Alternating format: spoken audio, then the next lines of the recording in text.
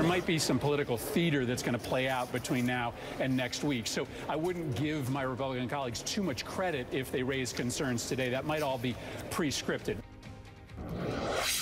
Democratic Senator Chris Murphy saying his 4 conservative colleagues who oppose the current draft will likely come around, but its passage is still not assured. So which side has the votes? With me now, former Republican presidential candidate and Senator Rick Santorum, Indiana Democratic Congressman Andre Carson, Ruben Gallego, Democratic Congressman from Arizona, and Amanda Carpenter, former communications director for Ted Cruz. And I will start with you because I covered you in many legislative battle. What do you think? Is Chris Murphy right? Is this a... I hope he's right. You know, there really isn't any reason for those 4 conservative Republicans not to figure out a way to get to yes. I mean, there's certainly enough in this bill. Just the changes in Medicare, getting rid of these taxes. I mean, the block grant of Medicare is Medicaid, excuse me, is the same huge change that we saw in 1996 with the block grant of welfare. And by the way, the block grant of welfare has worked tremendously well. And it's core Republican doctrine. Yeah, did we get everything we wanted? No, but we certainly have enough, and there's enough reforms, and there's enough tax reductions. There's enough transferring control of the healthcare system out of Washington for conservatives to vote. Is McConnell going to get the votes? I don't think he would have brought this forward if he didn't think he could get the votes. I think they're pretty. Look, they're going to lose Heller. They'll probably lose another moderate that they feel they have to lose just for their own election purposes, but I think they'll hold 50. And that seems to be the way this is heading, Amanda, and you did work for Senator Cruz, so I'm going to ask you to take us inside his brain right now and where you think he might be. They are headed, it looks like, towards trying to get the conservatives on board, because it looks like the moderates in the caucus are probably not gettable. The question is whether or not they can avoid losing 3. But on Ted Cruz, do you think the signs are there for him to come on board? Yeah, I think he can get there, but I think everyone has a sticker price problem when it comes to Obamacare. Listen, let's say this passes. President Trump signs it in the Oval Office in August. All these rates are going to increase in October. There's not enough time for this legislation to take effect to lower premiums and deductibles unless they get a really clear win out of this to provide relief for people on the individual market who have been hammered with these really, really high increases.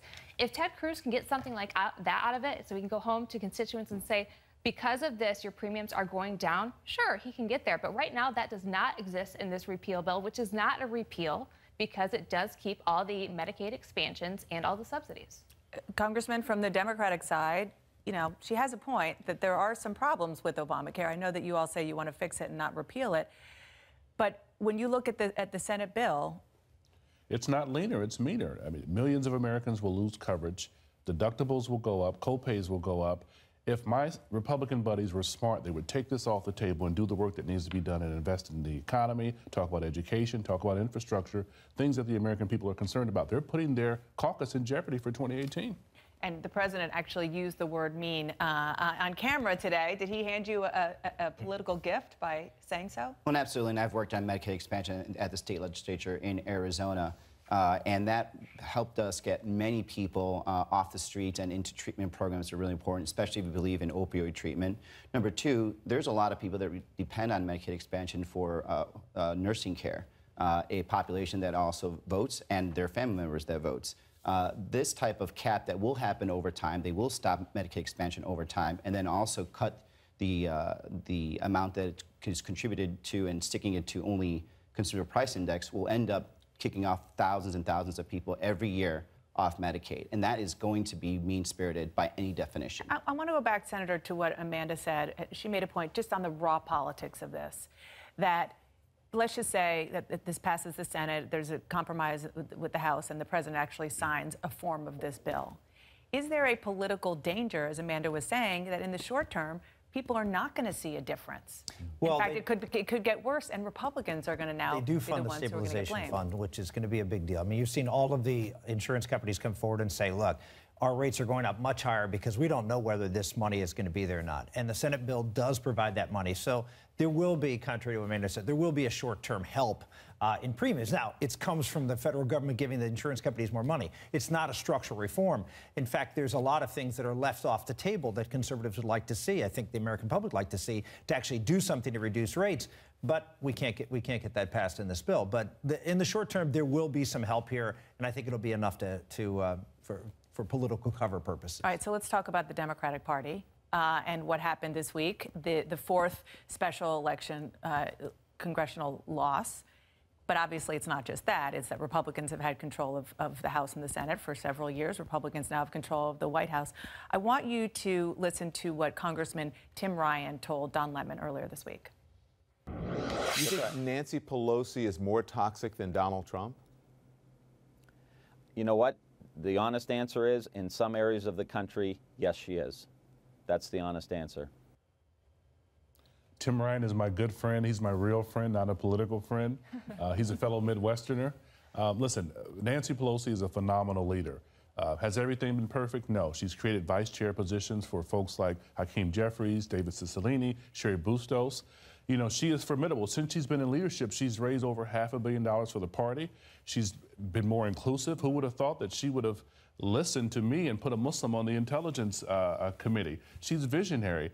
I don't want to see Pelosi leave and we bring in a more refined, more polished, and younger good old boys club. Well, that may be, but the other reality is that, fair or not, she continues to be, even in a brand new ad that's going to be run in Nevada now against Republican Dean Heller. This is Republicans running this against him. Nancy Pelosi, they're accusing him of standing with Nancy Pelosi. Do you think that, as Congressman Carson said, that this is beyond Nancy Pelosi, or do you think it really should start with her and then you can worry about the rest of the issues with the party? Well, I think the most important thing, and especially some of us that have been involved in these discussions, is that we're first looking out for our constituents. This is not about Nancy. This is about us making sure that we have a 2018 that's successful. And whether Leader Pelosi is that person or it's somebody else or it's altogether change within the Democratic Party, we have to look at that. We owe it to our constituents.